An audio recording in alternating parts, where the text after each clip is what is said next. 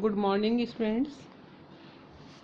कल हम बात कर रहे थे पुरुषार्थ के अर्थ की और पुरुषार्थ के प्रकार की, जिसमें आपको बताया गया कि हिंदू जीवन दर्शन के अंदर पुरुषार्थ को एक कर्म माना गया है, एक उद्यम माना गया है और जो व्यक्ति अपने मोक्ष की प्राप्ति के लिए करता है, यानी कि जो उद्यम या प्रयत्न वो अपने मोक्ष की प्राप्ति के लिए करता है।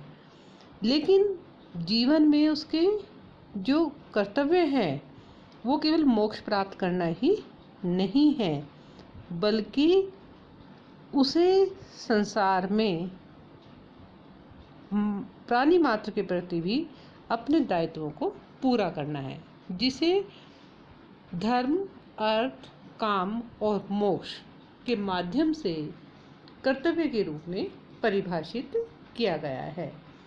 कल मैंने आपसे बताया था धर्म और अर्थ के बारे में। ये चारों पुरुषार्थ जीवन की 4 सीढ़ियाँ मानी गई हैं और अभिष्ट यानी कि मुख्य जो लक्ष्य है व्यक्ति के जीवन का वो है मोक्ष प्राप्त करना। लेकिन वो मोक्ष की प्राप्ति तब तक नहीं कर सकता जब तक कि वो पहले अपने तीनों पुरुषार्थों को पूरा ना कर ले, जिसमें धर्म पहली सीढ़ी माना गया है और उसके बाद अर्थ, फिर काम और फिर मोक्ष। कल हमने बात करी थी धर्म और अर्थ के बारे में। आज हम बात करेंगे काम और मोक्ष के बारे में। हिंदू विचारक काम को जीवन का एक लक्ष्य मानते हैं। काम का तात्पर्य केवल भोग वासना नहीं है, बल्कि सभी प्रकार की इच्छाओं या कामनाओं से है। हमारा मन विभिन्न इच्छाओं का केंद्र होता है और उन इच्छाओं को पूरा करना काम के अंतर्गत आता है। काम का प्रयोग मुख्य रूप से 2 अर्थों में किया गया है, एक संकुचित अर्थ है और दूसरा व्यापक अर्थ। संकुचित अर्थ में काम का तात्पर्य है सेक्स संतुष्टि है या यौन इच्छाओं की पूर्ति है, और व्यापक अर्थ में काम का जो अर्थ है वो मानव की सभी तरह की प्रवृत्तियाँ, इच्छाएं या कामनाएं आ जाती हैं। क्योंकि मनुष्य की शारीरिक और मानसिक दोनों तरह की जो भावनाएं हैं वो काम के द्वारा पूरी होती हैं। डॉक्टर कपाड़िया के अनुसार काम मानव के सहज स्वभाव और भावुक जीवन को व्यक्त करता है तथा उसकी काम भावना और सौंदर्य जो प्रवृत्ति है की ओर संकेत करता है। काम जीवन के आनंद को व्यक्त करता है। इसके अलावा यह आनंद शारीरिक और मानसिक दोनों स्तरों पर ही प्राप्त किया जाता है, क्योंकि विभिन्न इच्छाओं की पूर्ति जैसे संगीत के रूप में होती है, कला के रूप में होती है, जिससे उसे मानसिक संतुष्टि प्राप्त होती है। एक ओर जहाँ यह इंद्रिय सुख को व्यक्त करता है, वहीं दूसरी ओर मानव की भावुक सौंदर्यात्मक प्रवृत्ति को प्रस्फुटित होने का भी अवसर प्रदान करता है।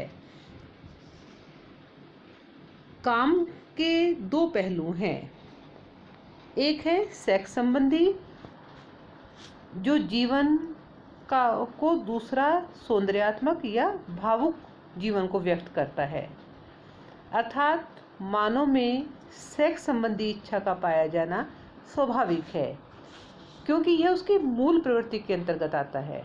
परंतु यौन सुख ही सब कुछ नहीं है और इसकी आज्ञा भी नहीं दी गई है, क्योंकि हिंदू विवाह में के 3 उद्देश्य माने गए हैं। एक है जिसमें रति को सबसे निम्न स्थान दिया गया है, वहाँ धर्म और संतानोत्पत्ति को रति की तुलना में प्रमुखता दी गई है। यानी कि 3 जो उद्देश्य हैं, धर्म, संतानोत्पत्ति और रति। रति तीसरे स्तर पर आता है।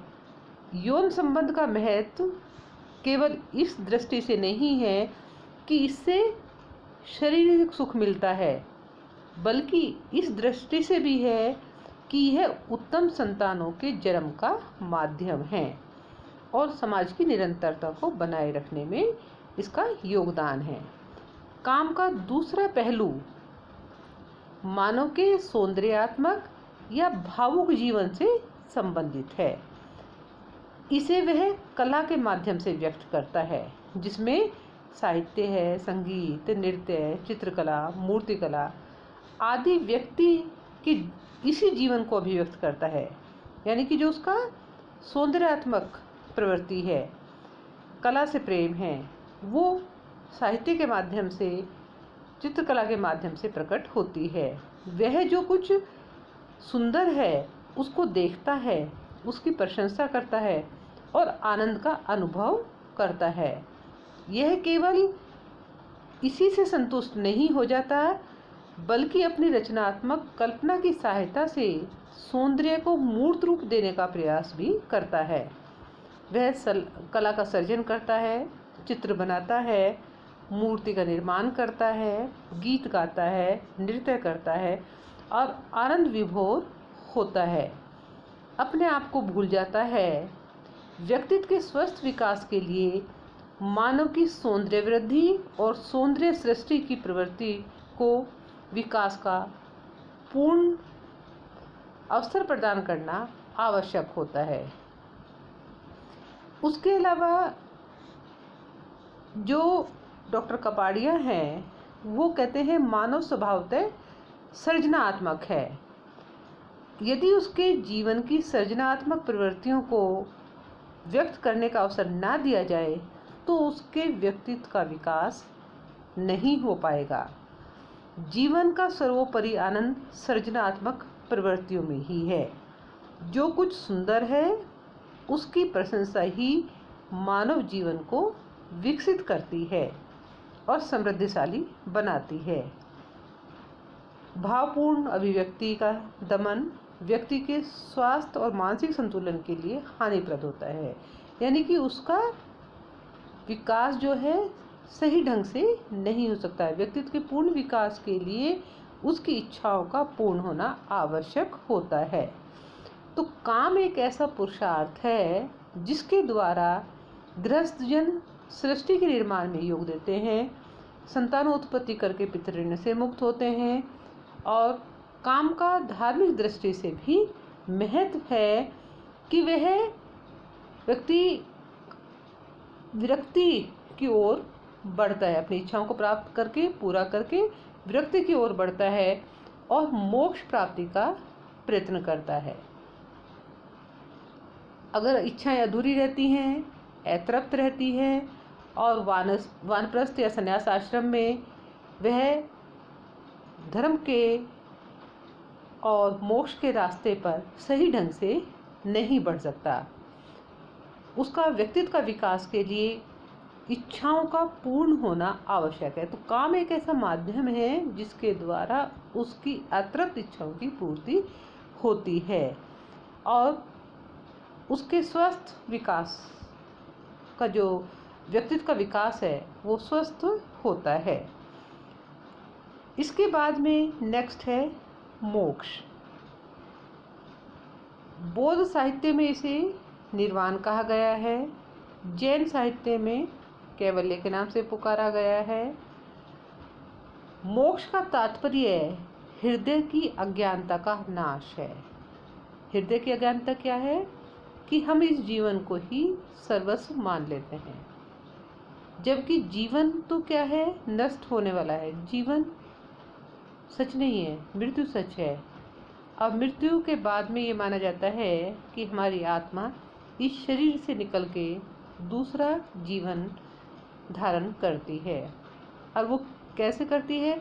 हमारे कर्मों के हिसाब से। जैसे हमारे कर्म होते हैं वैसा ही हमारा अगला जीवन होता है। और अगर हमने जीवन में सभी कामों को नैतिकता के अनुसार सही ढंग से किया है तो मोक्ष की प्राप्ति हो सकती है। मीमांसा में स्वर्ग प्राप्ति को ही मोक्ष माना गया है। मोक्ष का वास्तविक अर्थ होता है मुक्ति प्राप्त करना। मुक्ति प्राप्त का अर्थ होता है क्या? जीवन मरण के बंधन से मुक्त होना, यानी कि फिर किसी भी जीवन में हमें प्रवेश ना मिले। और यह मुक्ति सांसारिक दुखों और आवागमन के चक्र से प्राप्त की जाती है। शिव गीता के अनुसार मोक्ष किसी स्थान पर रखी हुई कोई वस्तु नहीं है और न ही विभिन्न गांवों में घूमकर उसे प्राप्त किया जा सकता है। हृदय की अज्ञानता ग्रंथि के नाश होने को ही मोक्ष कहा गया है। कि जब हम ये मान लेंगे कि जीवन जो है वो क्षणभंगुर है, जीवन सच नहीं है, और हम निरपेक्ष भाव से बिना किसी स्वार्थ के अपने कर्तव्यों को पूरा करेंगे, प्राणी मात्र की सेवा करेंगे, तभी मोक्ष की प्राप्ति हो सकती है।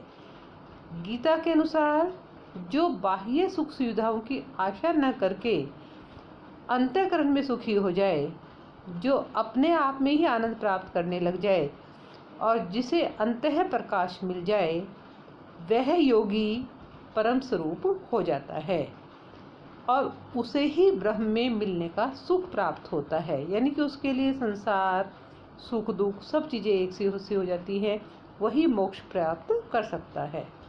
अद्वैतवादियों की मान्यता है कि आत्मा स्वयं ही परम ब्रह्म स्वरूप है, यानी कि आत्मा जो है वही ब्रह्म का स्वरूप है। और आत्मा जब अपने इस रूप को पहचान लेती है तो वही स्थिति उसकी मुक्ति या मोक्ष है। यानी कि जब हम ये मान लेते हैं कि जो ईश्वर है वो हमारे अंदर ही है, तभी हमें मुक्ति प्राप्त हो सकती है या हो जाती है। मोक्ष प्राप्ति के साधन के रूप में 3 बातें मानी गई हैं: कर्म मार्ग, ज्ञान मार्ग और भक्ति मार्ग। कर्म मार्ग, हम अपने कर्मों को पूरा करें। जो कर्म का मतलब है जो पद, जो स्थान हमें प्राप्त होता है, उसके अनुरूप जो भी कर्तव्य हैं, जो भी सामान्य और विशिष्ट धर्म हैं, उनको हम पूरा करें। ज्ञान मार्ग कि जब हम ये पहचान जाएं, हृदय की अज्ञानता का नाश होना और इस संसार को एक साधन मानना अपनी मुक्ति के लिए। या भक्ति मार्ग कि जिसमें हम प्रभु की भक्ति में लीन हो जाए और उसी में हम आनंद प्राप्त करें, तब हमें मोक्ष की प्राप्ति हो सकती है। तो इस प्रकार धर्म, अर्थ, काम और मोक्ष ये जीवन के 4 लक्ष्य माने गए हैं और इसमें अभीष्ट हमारा जो है वो मोक्ष है और उसको प्राप्त करने के लिए इन तीनों कर्तव्यों को पूरा करके ही हम मोक्ष प्राप्त कर सकते हैं। यानी कि हिंदू जीवन दर्शन जितना महत्व अर्थ को देता है उतना ही काम को देता है, और जितना काम को महत्व देता है उतना ही अर्थ को महत्व देता है। यानी कि भोग और त्याग दोनों की बात की गई है कि जीवन में आकर के हम अपने जीवन के कर्तव्यों को पूरा करें। यानी कि कर्तव्य से मुख मोड़ करके हम कमंडल उठाए और जंगल में चले जाएं या नदी किनारे चले जाएं तो हमें मोक्ष की प्राप्ति हो जाएगी। वो कहते हैं कि जब तक आप जीवन के लक्ष्यों को पूरा नहीं करोगे, कर्तव्यों को पूरा नहीं करोगे, आपको मोक्ष की प्राप्ति नहीं हो सकती है। तो इसलिए ये पुरुषार्थ के रूप में बताए गए हैं और व्यक्ति अर्थ और काम में ही उलझ करके ना रह जाए, वो उसके लिए उन्हें धर्म के अधीन रखा गया है। इसलिए व्यक्ति अर्थ और काम का उपभोग करे, लेकिन नैतिकता में रह करके, एक लिमिट में रह करके, कि वो एक माने कि वो एक साधन है हमारे मोक्ष को प्राप्त करने के लिए या हमारे जो अभीष्ट को प्राप्त करने के लिए। इसके साथ ही पुरुषार्थ के जो प्रकार हैं वो समाप्त होते हैं। धन्यवाद।